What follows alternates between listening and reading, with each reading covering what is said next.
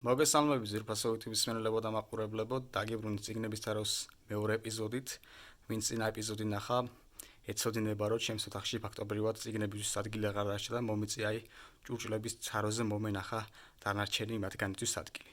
ზედა თაროზე ჩვენ გვაქვს სტივენ კინგის წიგნები, მხოლოდ და მხოლოდ. აქ არის ის, რომლის განხილვასაც დავდებ ალბათ უახლოეს დღეებში, ჯერნა ჩავიწერო, აქ არის სიზმარჭერი, რომელიც 4-ჯერ მოხდა კითხული და ისეთი შელახული არის, რომ ეთყობა კიდევაც. ქრისტინი, ნისლი, ეს მოთხრობების კრებული არის, მისტერ მერსდესი, ნელი კოშკის მეორე და მესამე ნაწილი, მიზერი, მწვანე გზა კუჯო, სეილემ სლოთი, წიგნი ვამპირებზე, მობილური, ნათება, ექიმიძილი, გუმბათის ქვეშ, უიმედოთა ქალაქი და კერი კინგის სადებიუტო ნაწარმოები, ეს თვითონ სტივენ კინგი არის გამოსახული. ქვედა თაროსაც შეეხება, აქ არის სერია 59 წიგნი, რომელიც უნდა წაიკითხო სანამ ცოცხალი ხარ. ეს სერია საკმაოდ დიდი ხნის წინ გამოვიდა, თუმცა თავის დროზე არ შეგვიძენია, მხოლოდ და მხოლოდ მოგვიანებით, როდესაც ტირაჟი ვერ ამოყიდეს ბოლომდე, პერიოდულად კვირაში ერთხელ იდებოდა ხოლმე თითოეულ წიგნზე ფასდაკლება და ამ ფასდაკლებების დროს შევიძინეთ ეს ყველაფერი და დავაგროვეთ ასეთი კოლექცია. ყველა მათგანი მაქვს საკითხული, ისევე როგორც კინგის წიგნები და საერთოდ წელს მიზნად დავისახე, რომ მეთქი რაც კი სახლში წიგნი მომეპოვება, ყველაფერს წავიკითხავ და რამდენიმეს გამოკლებით მართლაც შევძელი მე ეს. აქ გვაქვს აგრეთვე ეს სერია, კიდევ 15 წიგნი, რომელიც უნდა წაიკითხო, რომელიც დაახლოებით 1 წელს წინ გამოვიდა და ბოლო ტომის შეგროვება მოახერხე მხოლოდ და ეს ბოლო ტომი არის, ბოლოს წინა ტომი უბრალოდ არის ნიჩეს ნაწარმოები, რომელიც არ მაქვს საკითხული, იმიტომ რომ არ არის მხატვრული ლიტერატურა, ეს უფრო არის ფილოსოფიური ნაწარმოები, თან არის ძველი ქართული ენით ნათარგმნი, შესაბამისად ვერაფერი ვერ გავუგე და მივანებე თავი.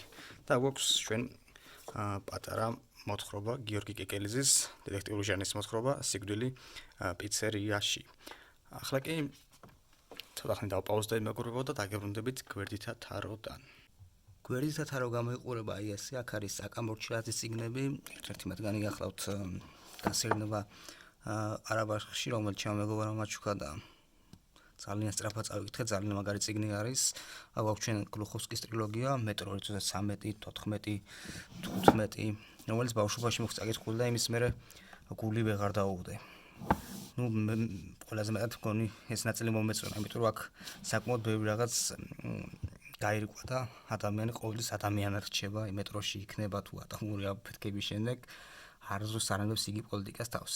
აქ გვაქვს სტივენ კინგის თილისმა, ეგზორცისტი, რომელიც არის ყველაზე საშიში წიგნი, რაც კი წამიკითხავს, ფსიქოპატი, რომლის განხილვას დევს ჩემს სახლს და შეგიძლიათ მოусმინოთ, ჯორჯ ორუელის 1984, რომელიც ჩემო მეგობარმა მაჩუქა დაბადების დღეზე. და ერთ-ერთი ყველაზე გაყიდვად წიგნად იქცა ბოლო 1 წლის განმავლობაში საქართველოში და ისეთმა ხალხმა წაიკითხა, რომელთაც მანამდე წიგნი არ ქონდა გადაშლილი და დარწმუნებული ვარ, ამის შემდეგაც არ გადაშლინა. ჩვენ გვაქვს აქ მერაბ ელიოზაშვილის მოთხრობათა კრებული, ამ მოთხრობებით გავიცანი ეს ავტორი და ნორმალური ნაწარმოებებია. აქ გვაქვს ჩვენ ჰარი პოტერის სერია, მეორე ტომიდან მე-6-ის ჩათვლით, მე-7 კიდევ არ მიყიდე და არ წამიკითხავს, ასე რომ არ ვიცი როგორ სრულდება ეს ნაწარმოები. მეგობარმა რაღაცებში დამასპოილერა, მაგრამ კიდევ ბევრი რაღაც იქნება დარწმუნებული ვარ იმ წიგნში და საერთოდ მე-6 ნაწილი დავასრულე, ნამდვილად შოკი იყო. არ ველოდი ეს დასრულს, გულისხმობ ამბავს დამბლდორისა და სნეივერუს სნეიპის შესახებ რა. მეც აღარ დავაკონკრეტებს, ის არ აქვს საკითხული ვარ და სპოილერდაც.